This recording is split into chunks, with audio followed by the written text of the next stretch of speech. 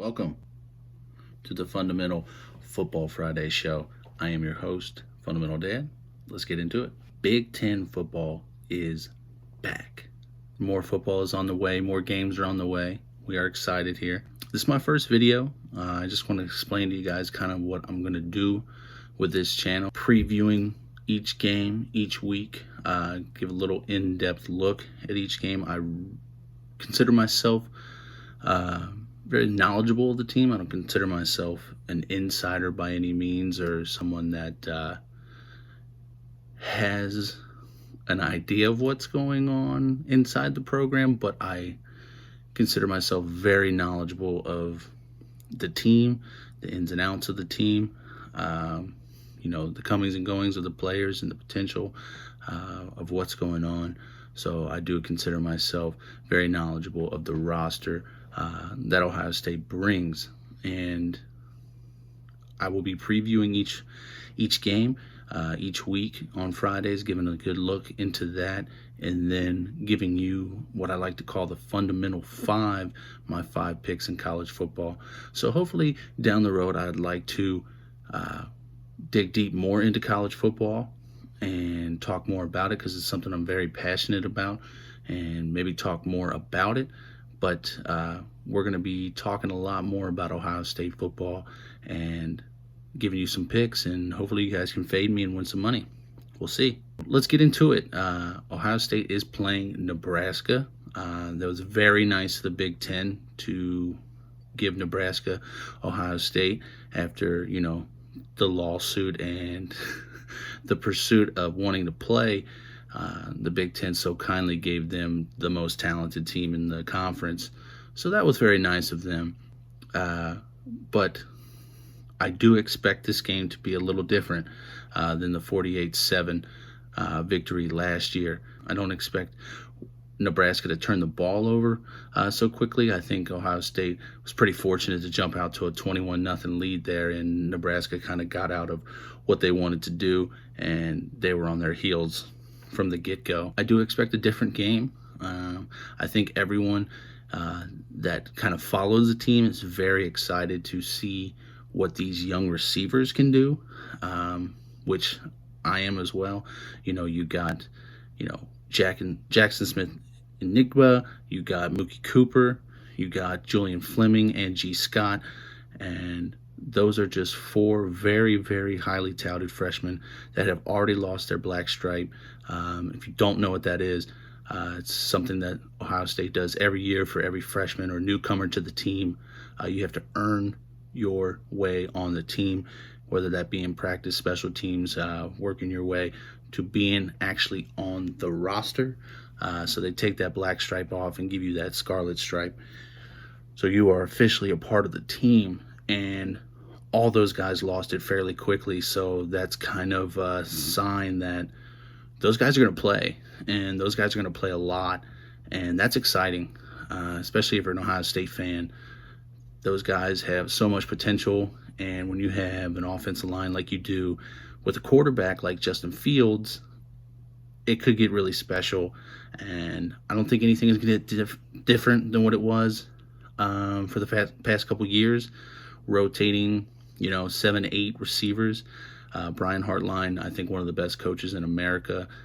Not saying that to be biased, but he's been the top recruit in the country the last couple years, and to bring in the haul that he did with these young receivers is extremely impressive, and the guy knows what he's doing, and it's going to be exciting to see what they can do with these guys.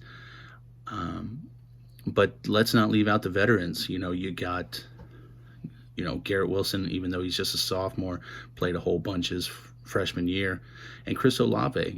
Those 2 guys I think are as good as a 1-2 punch as you're going to see in college football. I think they're probably second behind Jalen Waddle and Devonta Smith at Alabama. But I don't think the drop-off's that big. Those guys are more household names because of where they're from, because of Bama. But I don't think the drop-off's that big. Those guys are really, really, really special receivers. They bring different things to the table. Chris is more of, stretch the field. And I think Garrett's more of a precise route runner and can go up and get the ball. But don't sleep on those guys. Those guys are definitely really special. And um, Jalen Harris, Cameron Babb. Cameron Babb coming off a couple brutal injuries, hopefully getting a shot to play. Seeing videos of him working out, he looks ready to play. So fingers crossed that kid gets to play because he's worked hard to get back. And, you just root for guys like that, highly touted, fought through injuries. It was good to see, Johnny Dixon, that kind of similar story.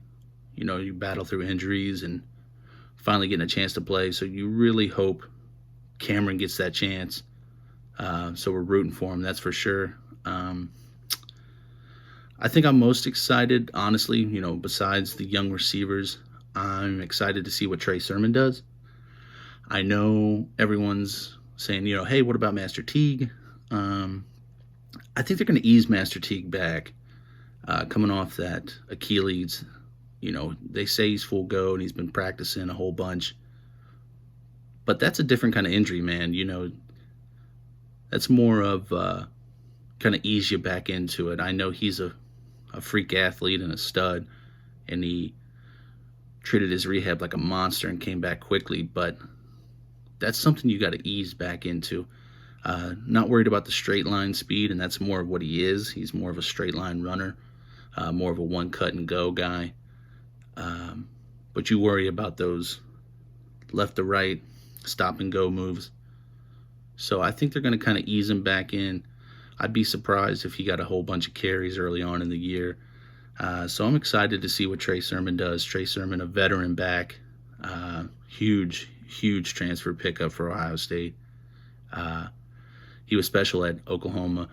Had a lot of carries, has a lot of big-time carries, has carries in the playoffs, has even carries in the shoe.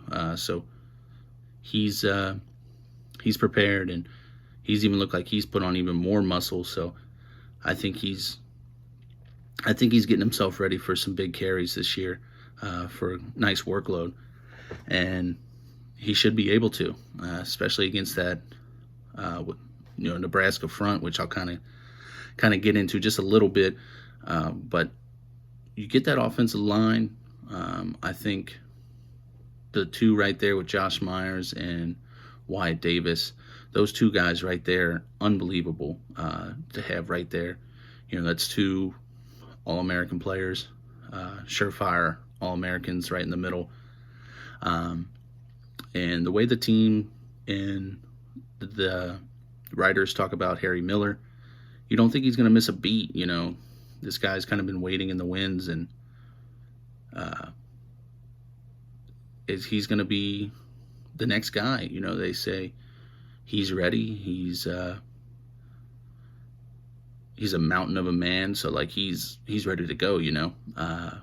So he's going to fill that hole at left guard, and Thayer Munford, just a steady left tackle. Has been in the position for, I think this is his third year now, starting. So that's awesome, and that's key to have somebody that's a veteran and a starter at the blind side of the quarterback. Like to see him tighten up a little bit. He does have the occasion to slip up in his protection. Get a few penalties here and there. I know he did a lot better last year, so hopefully he takes another step.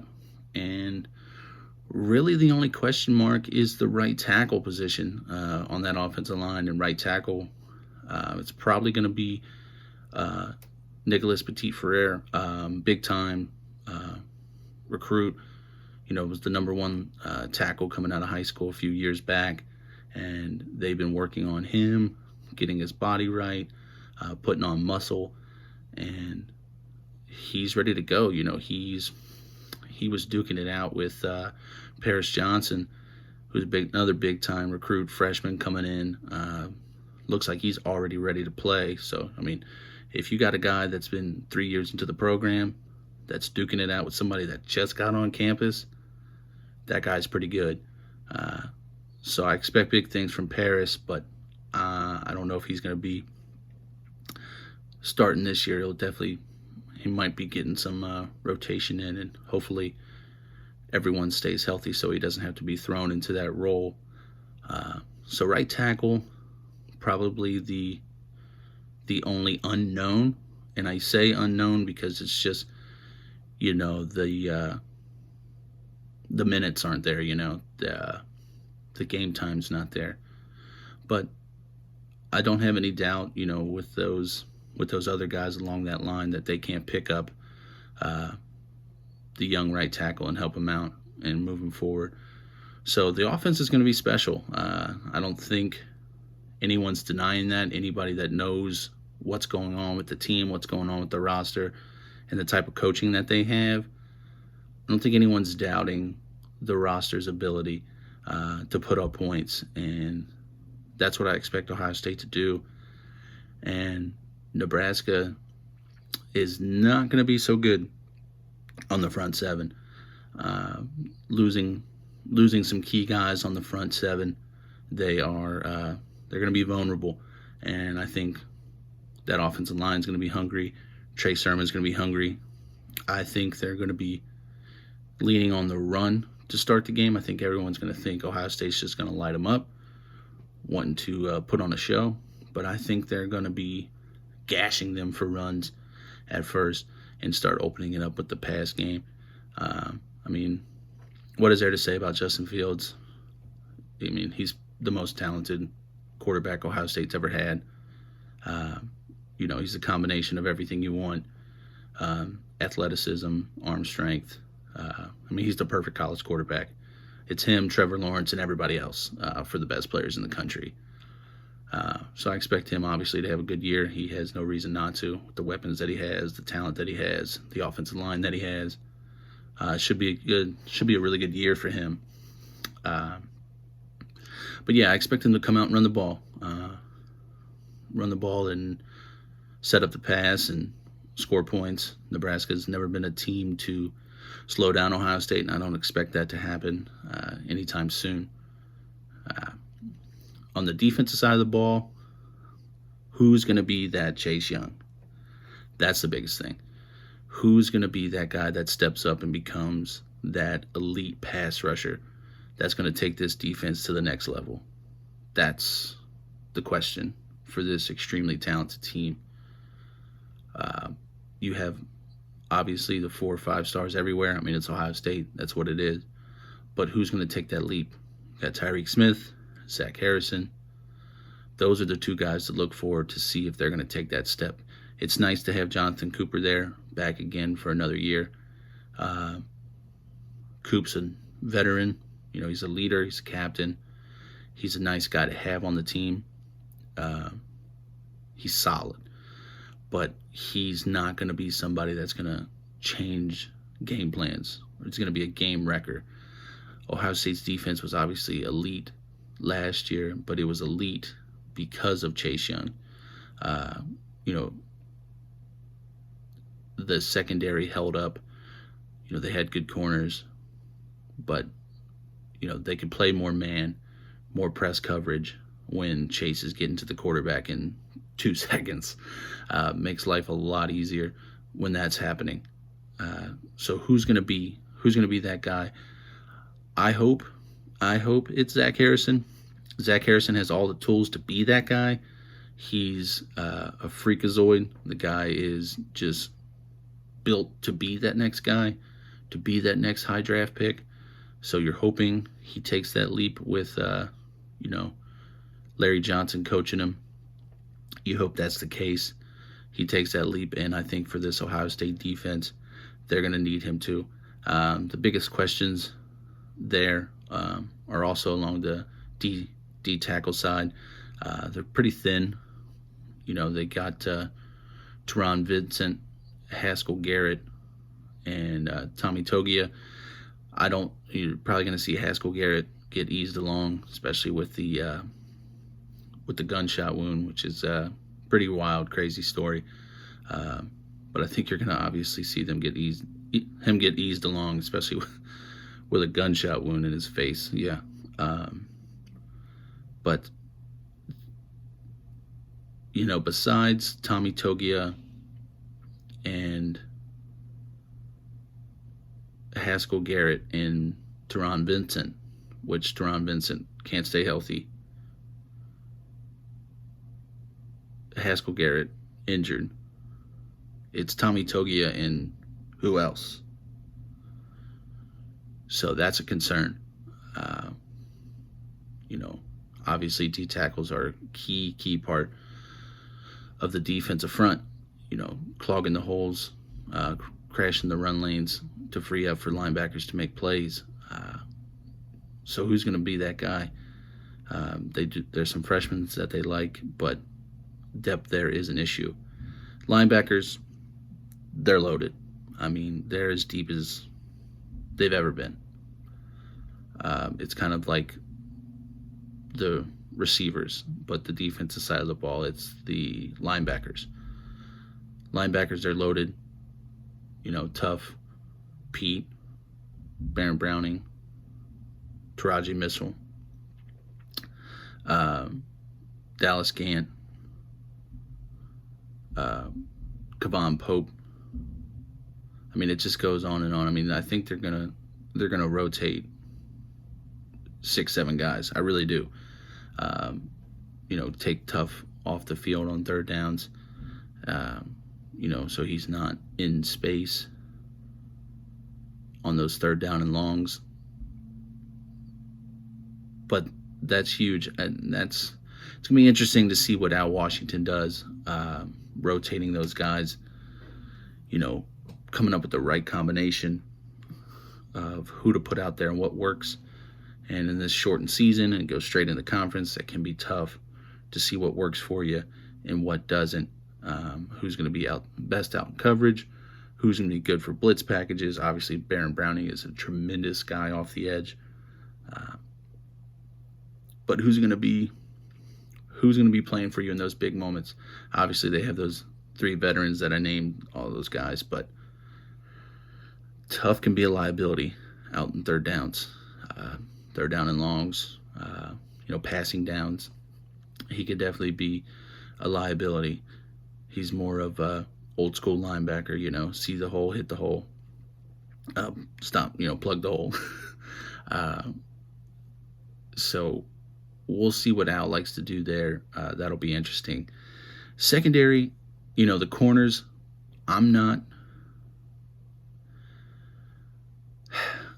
we'll see. Obviously, it's huge to have Shaun Wade back. I think Cam Brown is going to have a good year. I think, you know, he's been talked about for a few years now as being a guy kind of waiting his turn, you know, waiting to be a starter behind a lot of guys, a lot of NFL guys. Finally getting his chance. I think he'll step up. 7, I don't know. You know, he looks like he's transformed his body a little bit. I know he's put on some muscle. He looks good. So we'll see what he can do. It's exciting. You know, you got to have somebody that has that swagger on that defense, and he's definitely a talker. He'll bring the defense some juice, so it'll be good to see him. And I know they got some freshmen that they like as well. Safeties, I think Josh Proctor is going to be a star. He's more of a physical, you know, play in the box type safety. But I think he's going to be special. And hopefully, Marcus, you're going to have 2 safeties back there, 2 young safeties back there with Marcus Hooker. Hopefully, he has the hands and the ball skills like his brother. You know, you're hearing that he does. You know, they call him the Hooker hands. You know, no pun intended. But they rave about his ball skills. So we'll see if he has an ounce of what Malik brought to the season when he played. You know, Malik was maybe one of the best single season safeties ever at Ohio State. The guy was unbelievable. So if he has cover skills and ball skills and the back end, like anything like his brother, they're going to be just fine. Secondary is a little inexperienced. So we'll see how that goes. And I do expect Nebraska to put up some points. Not anything crazy. But, They're definitely not going to get 7. Again, I can promise you that. 7 is not going to happen. I think you're going to give up some plays. Wan'Dale Robinson, special guy, especially in the slot. It's going to be interesting to see who they put in the slot to cover him, because Sean's going to want to play more on the outside. I think if those corners do struggle, I think you will see Sean play more of the slot, especially if that gets eaten up. They might move him back in key situations. So we'll see about that. I don't know if it's going to happen, this game, maybe in the Penn State game. Who knows? But yeah, it should be a little different game. I expect Ohio State to be kind of right where they were last year with points, in the 40s. If I had to pinpoint it, I'm going to say 45-20. Let's say 45-20 Ohio State. Nebraska, you just don't have the horses. I'm sorry. The Big Ten was very nice to you and gave you Ohio State. So, thank you for your service. Thank you for bringing Big Ten football back. Now you're going to have to take this L. It's just what it is. It's just what it is. So 45-20, that's what I'm going to go with. And we'll see. So, should be a good start to the season. I am so happy. I can almost shed a tear as soon as that kickoff happens. I am filming this on Tuesday. So fingers crossed. Nothing stupid happens. Nothing ridiculous happens. Hopefully we get football. So please, stay safe, stay healthy. Go Bucks. Fundamental 5 time. All right, I'm going to give you 5 picks this weekend, 5 picks that I like. And maybe you can just fade me, win yourself some money. I'm going to try to win myself some money. I'm just going to give you 5 games. Parlay it. The can't lose parlay. Something like that, right? All right, so here we go. First game, Tulsa, -10.5 against South Florida. South Florida, not so hot. They give up a lot of points. Tulsa's a really good defense. Nice, solid defense. They came really close to beating Oklahoma State. I like them -10.5. Next game, Liberty, Hugh Freeze. Liberty. It's like that commercial. But -10.5. I love their quarterback, very mobile, Hugh Freeze. Good offensive mind, playing a Southern Mississippi team that is not good at all. Getting blown out just about every single week. So I do like Liberty -10.5. Cincinnati +2.5 versus SMU. Cincinnati, can't believe they're a dog top 10 team. I know they haven't played anybody worth noting, but they did bottle up an Army team that was a top 25 preseason. I do like UC's defense. Luke Fickell's a very defensive-minded coach. Obviously, if you're a Ohio State fan, you know that. So I do like them. To hold on to that, I actually like them to win. So if you want to take the money line, go for that. Definitely like UC +2.5. And we're going to stick with old UC or old Ohio State defensive coordinators and Jeff Hafley. I can't quit that man. He cost me some money these last couple weeks, but I liked him to bounce back against a Georgia Tech team. I know it's Clemson, but that team just got steamrolled. Georgia Tech has lost just about every single game except for Louisville, I think. But -3.5. I like Hafley's defense to bounce back. I like them to cover. I actually like them to win the game as well. And finally, Tulane, UCF, the over, 72.5.